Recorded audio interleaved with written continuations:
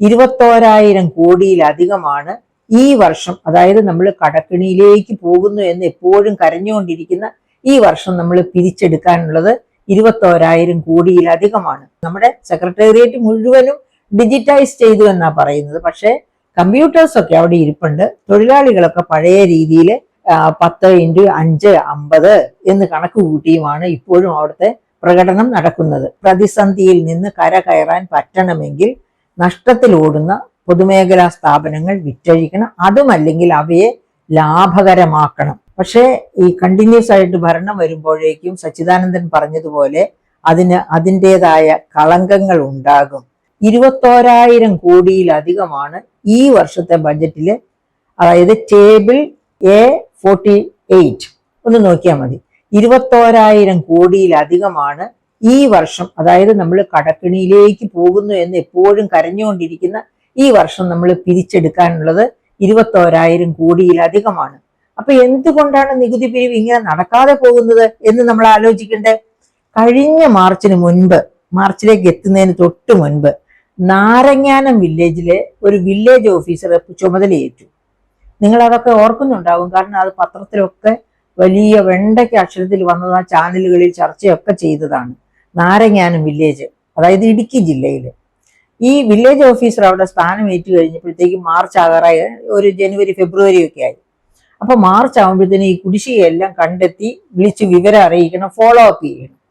അതിനുവേണ്ടി ഇദ്ദേഹം അതെല്ലാം പഠിച്ച് നല്ലൊരു ഓഫീസറായിരിക്കണം. അതുകൊണ്ട് അതൊക്കെ പഠിക്കാൻ സമയം കണ്ടെത്തിയത്. എങ്ങനെ കുടിശ്ശിക അടയ്ക്കാനുള്ള ഒരു കൺസേൺ പാർട്ടിയെ വിളിച്ച് ഇങ്ങനെ എത്ര രൂപ കുടിശ്ശിക അടയ്ക്കാനുണ്ട്, അത് മാർച്ച് 31 മുമ്പ് അടയ്ക്കണം സർ എന്നും പറഞ്ഞ് വിളിച്ചു പറഞ്ഞപ്പോ അദ്ദേഹം ചോദിക്കുന്നു, അടച്ചില്ലെങ്കിൽ നീ എന്ത് ചെയ്യുമടോ? ഞാൻ ആക്ഷൻ എടുക്കും. നീ ആക്ഷൻ എടുക്കോ? നീ ജീവിച്ചിരുന്നിട്ട് വേണ്ട ആക്ഷൻ എടുക്കാൻ എന്ന രീതിയിലായിരുന്നു പ്രതികരണം. നിന്നെ തീർത്ത് കളയുമെന്ന രീതിയിൽ പ്രതികരണം. ഈ പ്രതികരിച്ചത് ആരാണെന്നറിയാമോ? ഒരു ബഹുമാന്യനായ സഖാവാണ് കേട്ടോ. അപ്പൊ ഇങ്ങനെ സഖാക്കളുടെ ഭരണമാണ് കേരളത്തിൽ നടന്നുകൊണ്ടിരിക്കുന്നത് കഴിഞ്ഞ 10 വർഷമായിട്ട്. അപ്പോൾ അതുകൊണ്ടാണ് ഈ കുടിശ്ശിക ഇത്രയധികം അധികരിച്ചിരിക്കുന്നത്. അപ്പൊ അതൊരു എക്സാമ്പിൾ ഞാൻ പറഞ്ഞതാ, നിങ്ങൾക്ക് എല്ലാവർക്കും പരിചയമുള്ള എക്സാമ്പിൾ. എന്തുകൊണ്ട് കുടിശ്ശിക പിരിച്ചെടുക്കുന്നില്ല? ഞാൻ ആദ്യമൊക്കെ പറഞ്ഞുകൊണ്ടിരുന്നത് ഗവൺമെന്റ് ജീവനക്കാരുടെ അനാസ്ഥ കൊണ്ട്, ഇൻഎഫിഷ്യൻസി കൊണ്ട് എന്നാണ് പറഞ്ഞുകൊണ്ടിരുന്നത്. അപ്പൊ ഈ ഒരു വാർത്ത വന്നതിന് ശേഷം എനിക്ക് അങ്ങനെ പറയാൻ മടിയാ. കാരണം സ്വന്തം ജീവനിൽ പേടി കാണും. സർക്കാർ ഉദ്യോഗസ്ഥരാന്ന് വിചാരിച്ചുകൊണ്ട് കുഞ്ഞുങ്ങളും കുടുംബമൊക്കെ കാണും. അവർക്ക് അവരുടെ ജീവൻ കളയുന്ന ഒരു സഖാവ് പറഞ്ഞാൽ ചിലപ്പോൾ കളഞ്ഞെന്നിരിക്കും. ആ അവസ്ഥ സൃഷ്ടിക്കുന്ന സഖാക്കൾ ഭരണത്തിലേക്ക് കൈയിടാൻ തുടങ്ങിയാൽ എങ്ങനെ ഒരു സംസ്ഥാനത്തിന് മുൻപോട്ട് പോകാൻ ഒക്കും? അതാണ് കേരളത്തിൽ സംഭവിച്ചുകൊണ്ടിരിക്കുന്നത്. അതുകൊണ്ടാണ് ഈ 27,902 കോടി രൂപ കുടിശ്ശികയായിട്ട് അന്ന് 2023 അത്രയേ ഉള്ളത്. ഇപ്പോ 21,000 കോടിയാണ് കുടിശ്ശികയായിട്ട് ഈ പ്രാവശ്യത്തെ ബഡ്ജറ്റിൽ. 21,000 കോടിയിലധികം ഉണ്ട്. ആ അധികം എത്രയാണെന്ന് ഞാൻ കൃത്യമായിട്ട് ഓർക്കുന്നില്ല. 21,000 കോടിയാണ് ഈ വർഷത്തെ ബഡ്ജറ്റിലും പിരിച്ചെടുക്കാൻ കിടക്കുന്നത്. അപ്പൊ ഇങ്ങനെ പിരിച്ചെടുക്കാതെ കിടക്കുന്ന സാഹചര്യത്തില് തന്നെയാണ് അവർ പറയുന്നത് ഈ എങ്ങനെയാണ് ഒരു കാര്യം കൂടെ അവർ വളരെ GSDPയുടെ വളർച്ചയേക്കാൾ താഴെയാണ് വരുമാന വളർച്ച. GSDPയുടെ വളർച്ചയേക്കാൾ താഴെയാണ് വരുമാന വളർച്ച എന്ന് വെച്ചാൽ നികുതിയേതര വരുമാനത്തിന്റെ വളർച്ചാ ശതമാനത്തെക്കാൾ ഉയർന്ന രീതിയിലാണ് GSDPയുടെ വളർച്ച പോകുന്നത് എന്നാണ് പറയുന്നത്. അപ്പൊ ഈ വരുമാന വളർച്ച കുറഞ്ഞു പോകുന്നതിന് ഒരു കാരണം പറയുന്നത്, അതായത് GST ഇനത്തിൽ തന്നെ 13,500 കോടി കേരളത്തിന് കിട്ടാനുണ്ടെന്നാണ് പറഞ്ഞിരിക്കുന്നത്. ഈ പഠനം ഇപ്പൊ പുറത്തു വന്നതേ ഉള്ളൂ കേട്ടോ.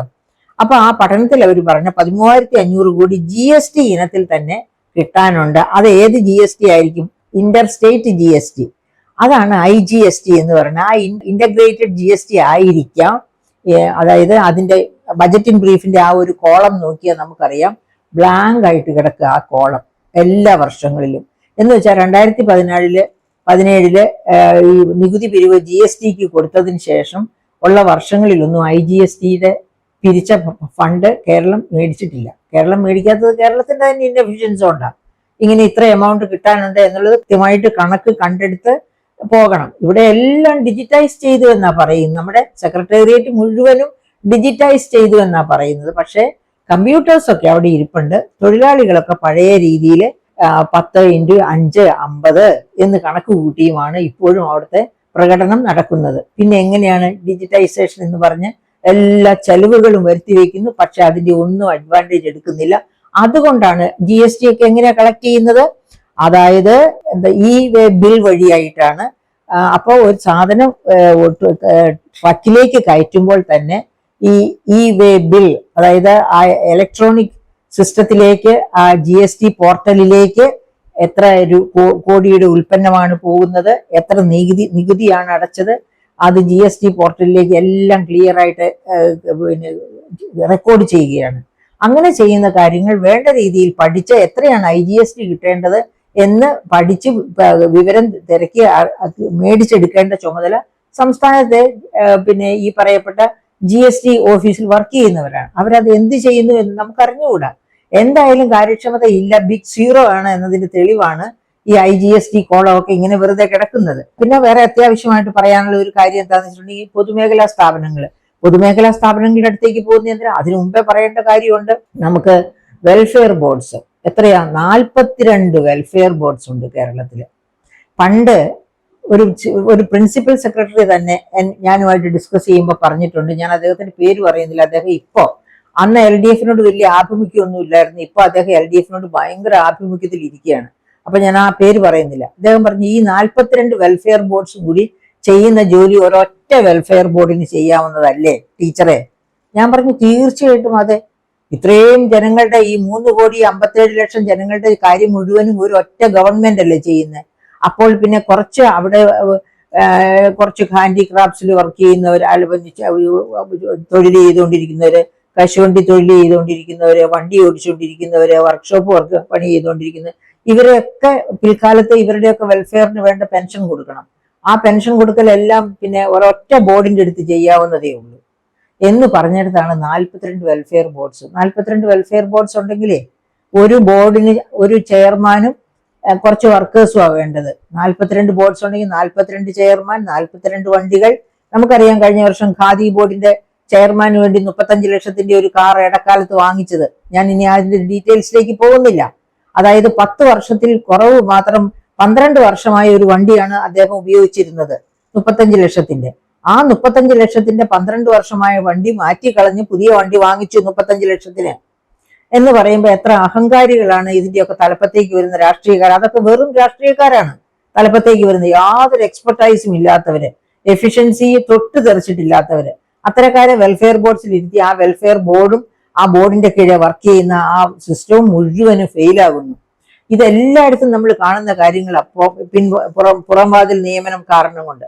അപ്പൊ അങ്ങനെ ഉള്ള ഒരു സിസ്റ്റത്തിൽ ആണ് ഇതൊക്കെ നടക്കുന്നത് എന്നതുകൊണ്ട് നമുക്ക് ആരെയാണ് കുറ്റപ്പെടുത്തേണ്ടത് എന്ന് പറയാൻ പറ്റാത്ത ഒരവസ്ഥയാണ്. ഇതോടൊപ്പം തന്നെ CDS സ്റ്റഡി സംഘം പറയുന്നത് നമുക്ക് 150ഓളം പൊതുമേഖലാ സ്ഥാപനങ്ങളുണ്ട്. അത് CAG റിപ്പോർട്ടിലുണ്ട് കേട്ടോ. Controller and auditor general report 2024 പുറത്തു വന്ന 2023 റിപ്പോർട്ടിൽ ഇതുമുണ്ട്. അതായത് 150ഓളം പൊതുമേഖലാ സ്ഥാപനങ്ങളുണ്ട്. അതിൽ 127 എണ്ണം പ്രവർത്തിക്കുന്നവ, 19 എണ്ണം പ്രവർത്തനരഹിതമാണെങ്കിലും ശമ്പളം മറ്റുള്ള ആനുകൂല്യങ്ങളൊക്കെ കൊടുത്തുകൊണ്ടിരിക്കണം ജീവനക്കാർക്ക്. 2023 കണക്കനുസരിച്ച് 55 പൊതുമേഖലാ സ്ഥാപനങ്ങൾ വളരെ ലളിതമായ ലാഭത്തിൽ മുന്നോട്ട് പോകുന്നു. 127 എണ്ണമാണ് പ്രവർത്തിക്കുന്നത്. ആ 127 എണ്ണത്തിൽ 55 എണ്ണം ചെറിയ ലാഭത്തിൽ പ്രവർത്തിക്കുന്നു. 63 എണ്ണം വരുത്തിയ നഷ്ടം 4065.38 കോടി. 131 കമ്പനികളിൽ ഗവൺമെന്റിന്റെ ഷെയർ നിക്ഷേപം തന്നെ 9817.46 കോടി.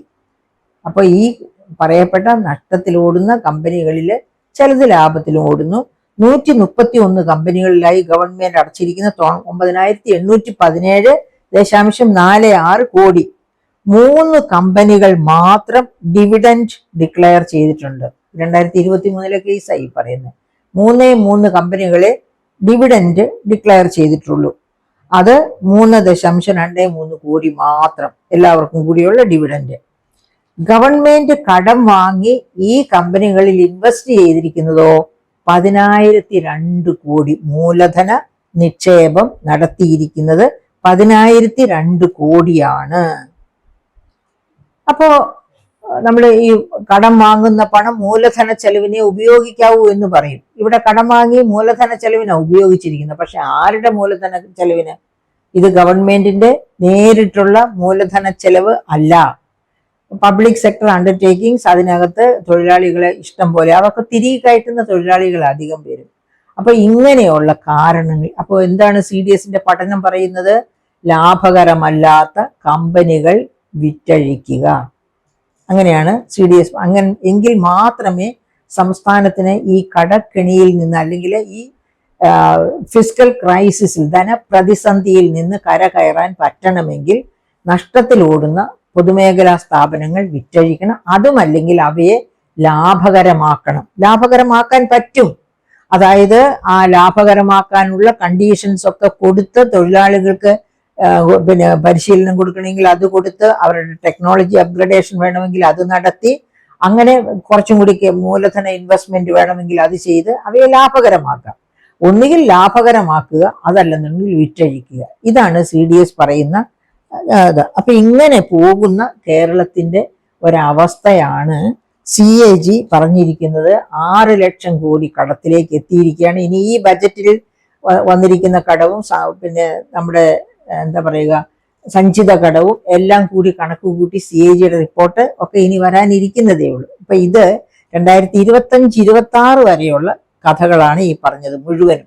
26-27 ബജറ്റ് കഴിഞ്ഞ ആഴ്ചയിൽ വന്നതല്ലേ ഉള്ളൂ. അപ്പൊ അതിനെ പറ്റി ഇനി അതെങ്ങനെയാണ് സംസ്ഥാനത്തെ, അത് തന്നെയുമല്ല, ഈ ഗവൺമെന്റ് ഒരു ബജറ്റ് തന്നെ, ഫുൾ ബജറ്റ് വേണ്ടിയിരുന്നില്ല, ഒരു വോട്ട് ഓൺ അക്കൗണ്ട് കൊണ്ട് പോകേണ്ട ഗവൺമെന്റ് ആണ് ഒരു ഫുൾ ബജറ്റ് തന്നെ അവതരിപ്പിച്ചിരിക്കുന്നത്. അതെന്തിനാണ് ലക്ഷ്യമിടുന്നത്? അത് PR വർക്കാണ് ലക്ഷ്യമിടുന്നത്. ജനങ്ങളെ വലിയ തരത്തില് അത് ചെയ്യും ഇത് ചെയ്യും എന്നൊക്കെ പറഞ്ഞ് പ്രലോഭിപ്പിച്ച് വോട്ട് കിട്ടി എങ്ങനെയെങ്കിലും 3ാം തവണ വീണ്ടും വരിക എന്ന ഉദ്ദേശത്തോടു കൂടി ആ ദുരുദ്ദേശം ജനങ്ങൾ തിരിച്ചറിഞ്ഞാൽ ഒരു കാരണവശാലും ഇവർ വീണ്ടും ഒരു ഭരണത്തിലേക്ക് ഉടനെ വരില്ല. ഓൾട്ടർനേറ്റ് ടൈംസ് വരുന്നതിൽ കുഴപ്പമില്ല.